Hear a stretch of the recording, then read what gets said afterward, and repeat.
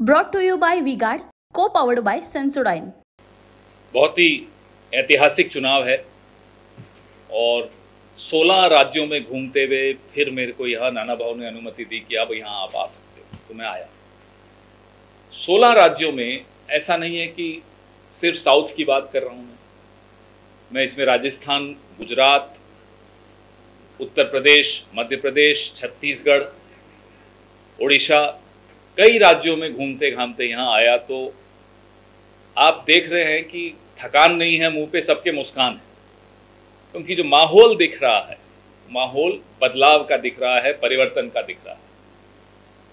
प्रधानमंत्री जब भी मुंह खोलते हैं कोई विवाद पैदा करने की कोशिश कर रहे हैं। देखिए, उनका काम है अफवाह से गर्मी बढ़ाना और हमारा काम है माहौल को ठंडा रखना। हमारा नेता कैसा हो जो माहौल को रखे ठंडा वैसा हो। अब की बार वी-गार्ड एयर कूलर का चमत्कार, और यह दिखाता है कि वो खुद समझ गए हैं कि 4 जून को क्या होने वाला है। नहीं तो जो व्यक्ति या जो पार्टी 10 साल से सत्ता में है उसको क्या जरूरत है मंगलसूत्र, मटन, मछली, मुसलमान, ये सब करने की जरूरत क्या? ये जरूरत तभी पड़ती है जब आपको पता चल जाता है कि आपके पास 10 साल का कोई रिपोर्ट कार्ड दिखाने के लिए नहीं है, कोई बही खाता दिखाने के लिए नहीं।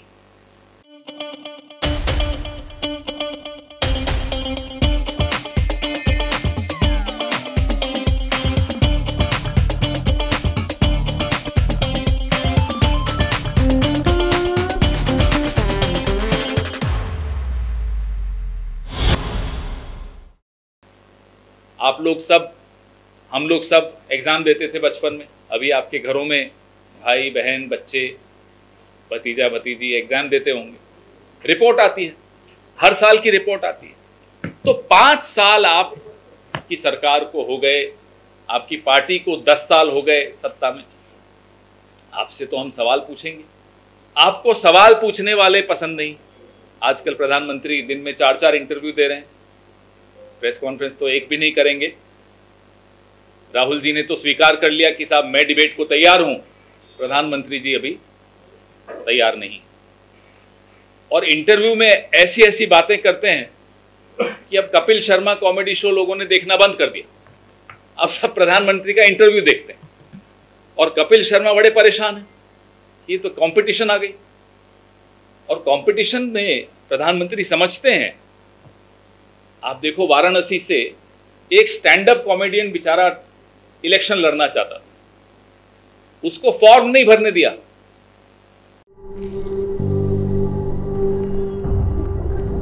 झिंझिण्यांपासून त्वरित आराम मिळवा, सेन्सोडाइन रॅपिड रिलीफ बरोबर।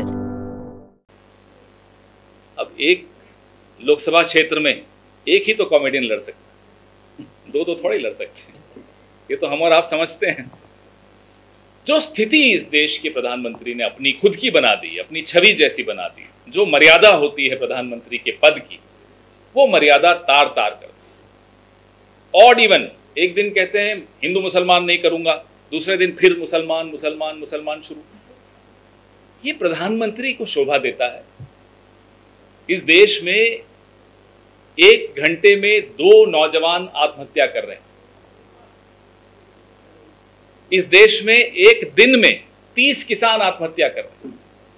इस देश में 1 घंटे में 4 महिलाओं के साथ बलात्कार होता है। उस देश के प्रधानमंत्री के पास मुद्दे क्या हैं? आप जब ये मुद्दे सुनेंगे तो आप खुद हैरान हो जाएंगे कि ये क्या बात कर रहे हैं, कहां से लाए हैं, ये आए कहां से। कल उत्तर भारत वर्सेस दक्षिण भारत का विवाद पैदा करने की कोशिश की। रोज नया विवाद पैदा करना किसी प्रधानमंत्री का काम नहीं होता। दिन भर राहुल जी के लिए कहते हैं शहजादा, और जब घबरा गए, डिबेट उन्होंने स्वीकार कर ली, तो कहते हैं कौन राहुल। और जिसको वो शहजादा कहते हैं ना, वो शहीद ज़्यादा है। ये वो भी समझते हैं। एक शहीदजादे के लिए इस तरह की टिप्पणी करना, शहजादा तो इस देश में एक ही है जिसको शायद बैट पकड़ना नहीं आता लेकिन बीसीसीआई संभालता, जय शाह नाम है उसका। आप लोग नाम लिखने में अगर डर जाएं तो मैं बता देता हूं, जय शाह उसका नाम है। तो 10 साल आपने सिर्फ और सिर्फ अपने कुछ दोस्तों के लिए काम किया। उन दोस्तों के लिए आपने पूरे भारत का धन लुटाया। आपने नहीं देखा कि कैसे आप रोजगार नहीं दिलवा पा रहे। आपने नहीं देखा कि कैसे जो जो आपने वादे किए थे वो आप एक भी पूरा नहीं कर पा रहे। फिर कहते हैं मोदी की गारंटी। अब मोदी की गारंटी सुनकर हंसी आ जाती, उन्हें खुद को भी हंसी आती होगी कि बोल क्या रहे हैं। चुनाव के बाद वो गारंटी बोलते हैं, अमित शाह आकर कहता है वो तो जुमला था। तो ऐसी पार्टी को अब घर बैठाना जरूरी हो गया। 4000 किलोमीटर हमारे राहुल गांधी चले, उससे बाद 6500 किलोमीटर और यात्रा की। उन यात्राओं से जो निकल कर आया वो हमारा न्याय पत्र है।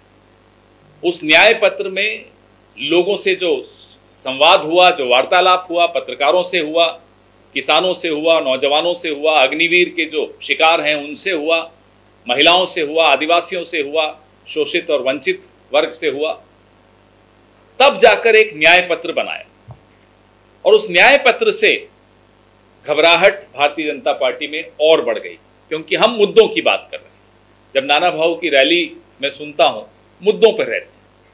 अतुल भाई टीवी पर जाते हैं, प्रगति बहन टीवी पर जाती हैं, विशाल भाई टीवी पर जाते हैं, मुद्दों की बात करते हैं। कांग्रेस आपको हमेशा मुद्दों की बात करती हुई सुनाई देगी। हम विपक्ष में हैं, हम चाहते तो मुद्दों से भटक सकते थे, हमें बिल्कुल वो आज़ादी है, क्योंकि 10 साल की रिपोर्ट कार्ड हमें नहीं देनी, जिसको देनी है उसको देनी। जो आदमी वैक्सीन के सर्टिफिकेट पर अपनी वो हंसता हुआ नूरानी चेहरा दिखाता था, जब वैक्सीन की कंपनी ने खुद स्वीकार किया कि हमारी वैक्सीन से साइड इफेक्ट होते हैं, हार्ट अटैक पड़ सकते हैं, क्लॉट हो सकता है, ब्लड क्लॉट हो सकता है, तस्वीर गायब हो गई सर्टिफिकेट से। उस कंपनी से 52 करोड़ इलेक्टोरल बॉन्ड्स में लिया, तो हम क्या सवाल नहीं पूछेंगे? और खुद साहब ने उस कंपनी का वैक्सीन नहीं लगवाया। अगर आपने ध्यान से देखा हो तो साहब ने कोविशील्ड नहीं लगाया, कोवैक्सीन लगवाया। और मैंने इंतजार की, हमारे कई समझदार साथियों ने इंतजार की, देखें ये कौन से लगाता है, हम भी वही लगाएंगे। 52 करोड़ उस वैक्सीन की कंपनी से लिया और सवालों के जवाब नहीं दे रहे। जब वो वैक्सीन की कंपनी विदेश के कोर्ट में खड़ी होकर हलफनामा दे रही थी कि हाँ हमारी वैक्सीन से साइड इफेक्ट होते हैं, हमारे यहाँ के स्वास्थ्य मंत्री उसको क्लीन चिट दे रहे थे उसी वक्त कि साहब हमने रिसर्च करा ली है, उस वैक्सीन से कोई साइड इफेक्ट नहीं हो। जो अचानक 30-40 साल के बच्चे, नौजवान और उससे भी कम उम्र के बच्चे अचानक गिर के मर जाते हैं, हार्ट अटैक पड़ जाता है, तो कहते नहीं उसका वैक्सीन से कोई संबंध नहीं। आप सोचिए, क्लीन चिट देने की जो आदत है इस सरकार की, कभी चीन को क्लीन चिट दे दी, कभी वैक्सीन बनाने की कंपनी को क्लीन चिट दे दी, दवाइयों की कंपनियां, रेमडेसिविर की कंपनी से कैसे पैसा लिया इलेक्टोरल बॉन्ड्स में। आप लिस्ट निकाल कर देखिए तो इलेक्टोरल बॉन्ड का जो भ्रष्टाचार नरेंद्र मोदी के दरवाजे पर शुरू होता है, उसके दरवाजे पर खत्म होता है। कोई छोटी बात नहीं। भ्रष्टाचार दबा के किया गया, अपने दोस्तों पर धन दौलत दबा कर लुटाई गई, और फिर कहते हैं मैं फकीर आदमी हूं, झोला उठा के चला जाऊंगा। तो आ गया समय, 5 जून को झोला उठा के देखते हैं कहां जाते हैं। हम तो कह रहे हैं जाइए गुजरात, साबरमती आश्रम में बैठ के थोड़ा आत्मचिंतन करिए, आपको जरूरत है आत्मचिंतन करने की। हम तो कहते हैं कि महाराष्ट्र में आइए आत्मचिंतन करने, नागपुर जाइए, रेशम बाग नहीं दीक्षा भूमि जाइए, वहां आत्मचिंतन करिए। संविधान बदलने की आपने सोची कैसे, ये जरूरत कैसे की आपने कि 400 सीटें दे दो संविधान बदल देंगे। ये सब देखते हुए प्रधानमंत्री को समझ में आ गया है कि अब झोला उठाने का समय आ गया। पूरे विश्व में आप आंकड़े उठा के देखिए, प्रेस फ्रीडम से लेकर हंगर इंडेक्स सब देखिए, कैसे भारत का रैंक रोज गिर रहा है। अपने आप को विश्व गुरु कहते हैं। कल तो मेरे को बहुत हंसी आई, रात को नींद नहीं आई हंस हंस के। कहते हैं साहब मैंने गाजा की वॉर रुकवा दी। और पत्रकार भी हमारे दोस्त हैं, अब क्या कहें, कोई सवाल नहीं पलट के पूछ रहा था।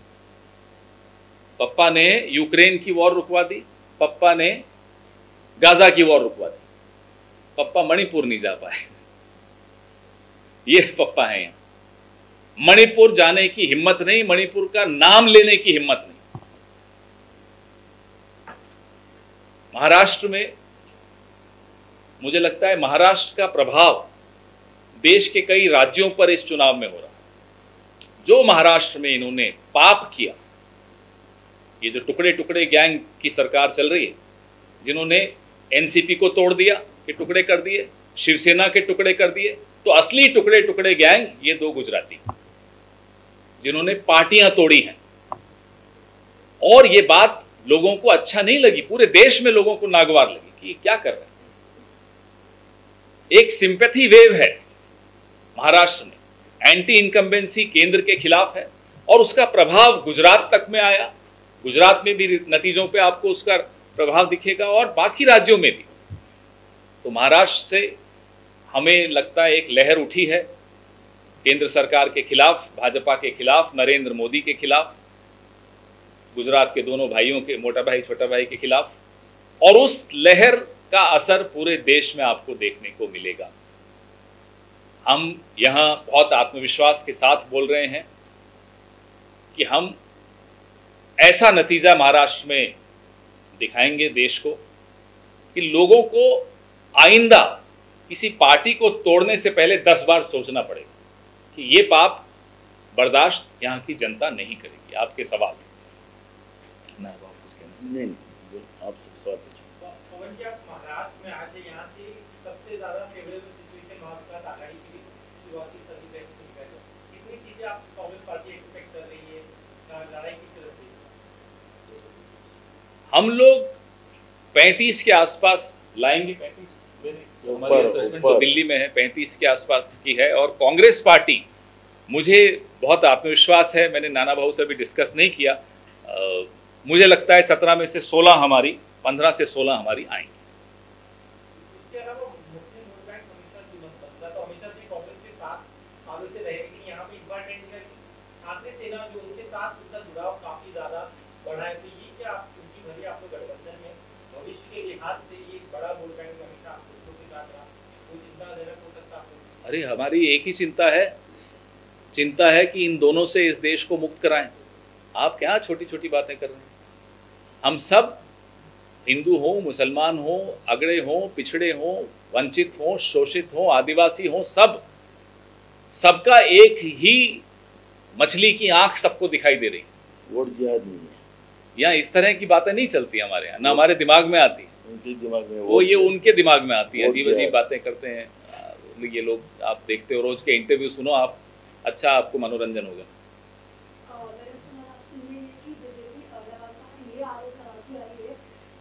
कांग्रेस जो है वो तुष्टीकरण की राजनीति करती है और उनके पास में ऐसा कोई चेहरा नहीं है। ऐसे में आप लोग किस तरीके से देखते हैं, और अभी तक आपकी पार्टी में पीएम चेहरा को लेकर कोई भी?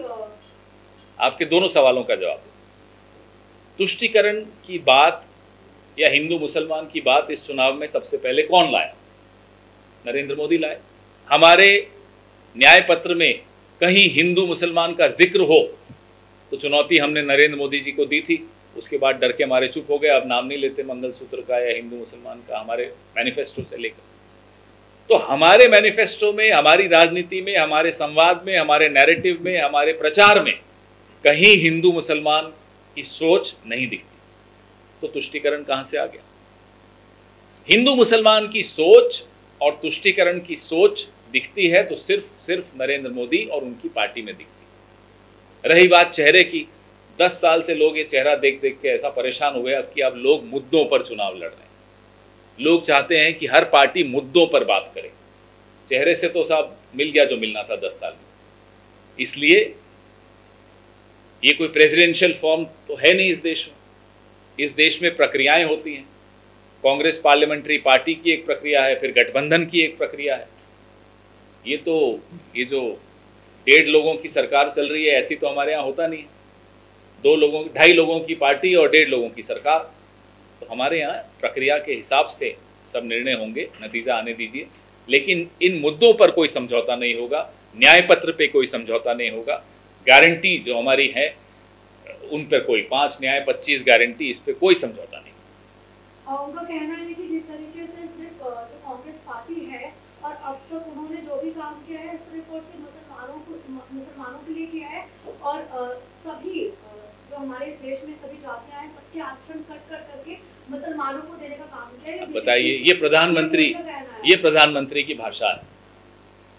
एक दिन कहते हैं कि सब कुछ मुसलमानों को दे दी, दूसरे दिन कहते हैं मुसलमानों तुम्हारा कुछ नहीं किया कांग्रेस ने। ये प्रधानमंत्री थक गए हैं या दवाई ज्यादा ले रहे हैं नींद की, कुछ है समस्या इनके साथ। ये भूलने की बीमारी हो गई। कहते हैं कौन राहुल, अब ये तो कोई जो भूलने की बीमारी है तभी बोलते होंगे। एक दिन कहते हैं ये कांग्रेस मुसलमानों के लिए सब कुछ लुटा रही है, दूसरे दिन कहते हैं मुसलमानों को कुछ नहीं दिया 70 साल में। बताइए ऐसे आदमी का क्या जवाब दें। Survey after survey has shown that Mahavikas Aghadi and India Alliance are poised to do better in Maharashtra compared to other states. Even if we see recently Priyanka Gandhi's rally in Nandurbar, it had a massive response. On the other hand, Prime Minister Modi is extensively campaigning in Maharashtra. From last 3 days, he is campaigning in Maharashtra. He had a rally in Nasik, roadshow in Mumbai. Today also he is conducting a rally in Mumbai. But why are Gandhis not seen in Maharashtra? Why are they not campaigning despite having such a right ground for India and Mahavikas Aghadi? No, they are campaigning. I remember attending 2 rallies. One was India Alliance in Nagpur. Nagpur was our rally. India Alliance was in Mumbai, and regularly they are coming. But well, I'm very upset with the way the Prime Minister's roadshow disturbed and disrupted lives of people of Mumbai. This is not something which is acceptable, and I hope he apologizes to the people of Mumbai. You can't stop the metro services just because you want to do a road show. So this is completely unpardonable. And he didn't even have the decency to visit the families of people who lost their lives just 48 hours, 36 hours ago. So that's something which I think he should have had the decency to do so. So I hope he apologizes to the people. Political mudslinging is happening. BJP is accusing the Mahavikas Aghadi government of giving the contracts for the voting that collapsed to the contractor. What do you say about this? They are alleging that let them do all the inquiries. Who's stopping them? It's their government. But I'm just saying the political decency of visiting those families and not starting a roadshow from Ghatkopar 36 hours after that tragedy struck people, innocent people. I am pointing out at the fact that they stopped the metro services just for the Prime Minister's roadshow. He's just an acting interim Prime Minister right now. He's not a full-fledged Prime Minister after the election code of conduct comes into force. How can the rules be bent for him, causing so much of immense inconvenience to the people of Mumbai? नहीं झालं यांचं. Sir, one of the important issues I want to highlight is assault on Swati Mahimar. An FIR has been registered yesterday. She also gave a statement and a direct application on the PA of Mr. Arvind Kejriwal. How do you look at this, sir? This is developing in Delhi, and at the same time, we have also asked the question to the Chief Minister himself. He is not on this entire issue, and being a Congress party, how do you look at this?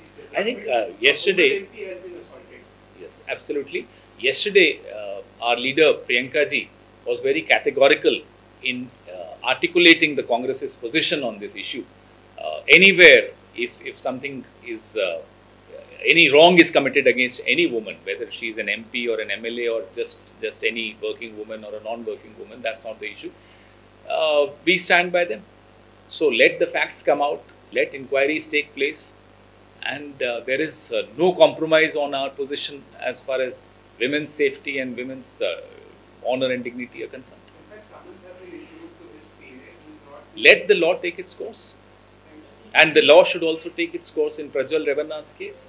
Why has the passport of Prajwal Revanna not been cancelled? Why is Prajwal Revanna still in Germany? Why hasn't he been brought back to India? That's for the government of India to respond to.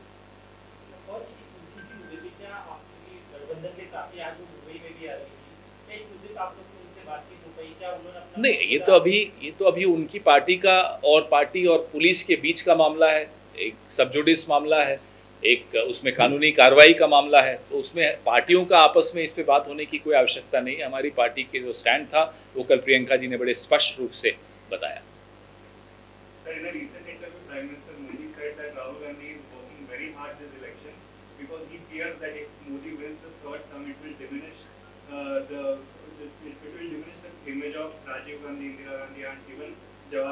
अब बताइए, can you even respond to somebody as delusional as this? He can't match the, I mean, forget Nehru ji, he can't match any of our Congress leaders across history. Why is he even dreaming of trying to be like Nehru ji? अब नेहरू जी के मतलब माफ़ कीजिएगा, पाँव की धूल के बराबर नहीं है। ये नेहरू जी का नाम लेने की कैसे इनकी हिम्मत हो जाती? कमाल के आदमी है साहब। आप अपना काम करिए ना। आप नेहरू जी कर करके तो 10 साल आपने निकाल दिए। He has to also have some sense of history. Every word uttered by the Prime Minister is heard across the world. Why is he ensuring that the entire world ridicules him? We don't like it when our Prime Minister gets ridiculed across the world, but he ensures that he gets ridiculed. I mean, you talk about yourself. You can't even match Atal Bihari Vajpayee ji of your own party. You're talking about Nehru ji, Indira ji, Rajiv ji. I mean, Indira ji divided Pakistan in 2 pieces, created Bangladesh, she changed the geography of the world. And here is our man, the Prime Minister, who's also changed the geography of India by giving away Eastern Ladakh 26 points out of 65 patrolling points to China. Not only did he give up those 26 patrolling points, he also gave a clean chit to China. How can he even compare himself with Indira ji? I mean, you know, it is ridiculous. Even Kapil Sharma would burst out laughing.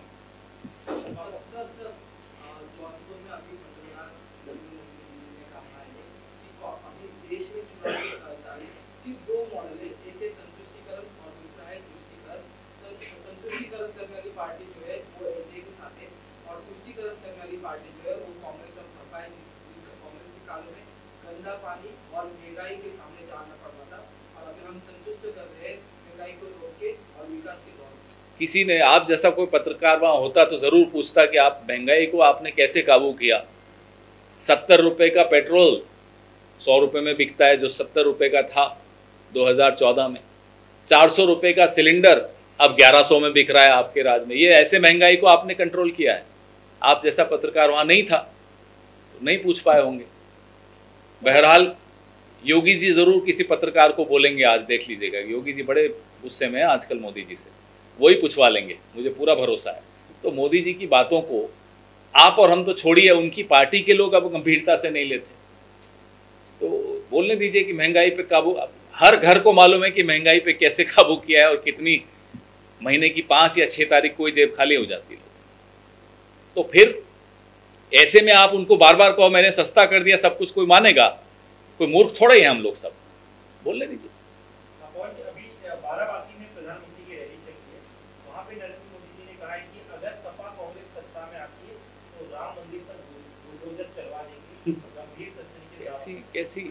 कैसी बातें करते हैं, मजाक मतलब कि हद होती। मंदिर कैसे बना? माननीय सर्वोच्च न्यायालय के आदेश से बना। माननीय सर्वोच्च न्यायालय के आदेश से भी कई दशक पहले एक पॉलिटिकल पार्टी थी, एक राजनीतिक दल था इस देश का, जिसने एक स्टैंड रखा कि इस विवाद में अगर आपसी सुलह से समझौता नहीं होता, निष्कर्ष नहीं निकलता, तो अदालत जो निर्णय देगी वो स्वीकार्य होगा। वो कांग्रेस पार्टी, इकलौती पार्टी। दूसरी पार्टी अडवाणी जी के नेतृत्व में कहती थी इसमें अदालत का क्या काम है, आस्था का विषय है। हमने उनसे बहस नहीं की। थोड़े सालों बाद अडवाणी जी कहने लगे कि जो अदालत कहेगी वो होगा। अदालत ने जो कहा वो हुआ। इसमें मोदी जी का तो कोई रोल ही नहीं है। इसमें कौन ऐसा सोच भी सकता है कि मंदिर पे कोई बुलडोजर के अजीब सी बातें करते हैं। आजकल मैं कह रहा हूं ना, कोई गलत दवाइयां ले रहे हैं, असर खराब हो रहा है।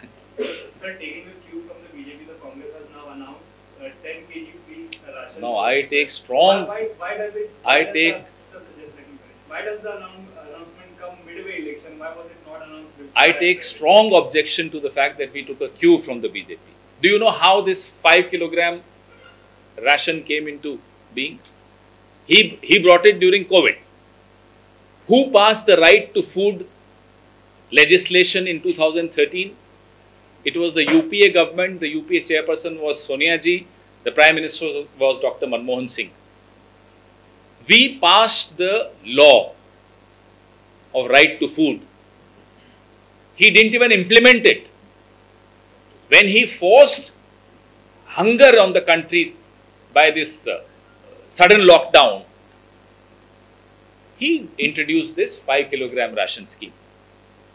Then he started spreading rumors about our intention on this.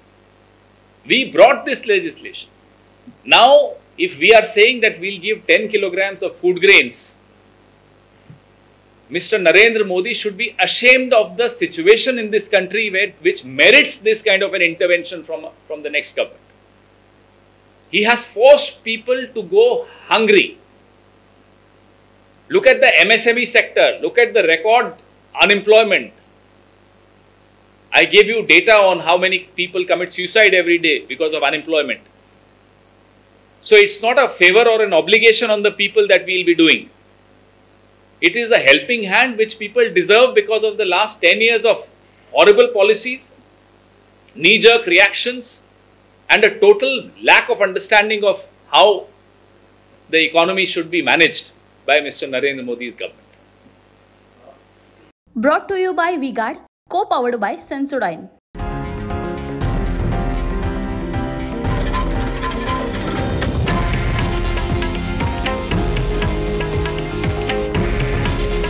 हे आहे देशातील नंबर 1 न्यूज नेटवर्क आणि आपण पाहत आहात TV9 मराठी. काळजी तुमची, हित महाराष्ट्राचं.